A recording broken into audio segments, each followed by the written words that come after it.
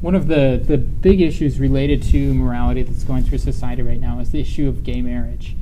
Here in Washington, the government recently allowed gay marriage, and that has people divided on two sides. Some say that this is a good thing, it's equality.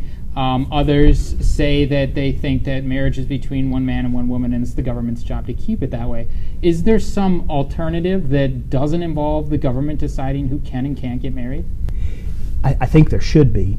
Most of it depends on how we begin to think about things, though.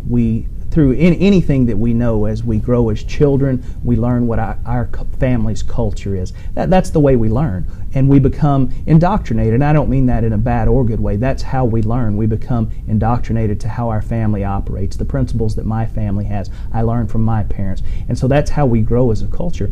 And so the question about the issue of gay marriage is very similar to the same thing. Of course, my faith and what I believe in the church, I see that as one man and one woman. I believe that is the faith of the church. It's the faith that I see in the Bible.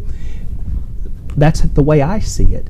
But I think that's an issue that Christians need to be talking about amongst themselves in their church. And if that's right, they need to be using the power of persuasion in their society through the power of the church. The issue of legislation on that matter, I suggest that we should change our minds and see that the state should be in the business. If two people want to be in a contract together, maybe it's just a wording change. If two people want to be in a contract together, let them be in a contract together. If I could use this analogy for just a moment, here's what I tell my friends about that. I could not be any more for what people call traditional marriage, but that's my personal decision. But part of liberty also says that other people make choices. I don't want them to dictate to me what I have to do, and I don't want to dictate to them. And so here's what I suggest to them to try and help them see it in a little bit different light. I suggest that what I hear them telling me is that gay marriage is wrong because it's bad for the family.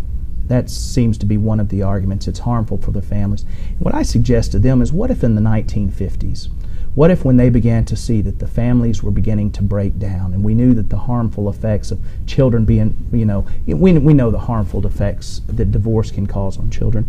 What if seeing that the government would have outlawed divorce?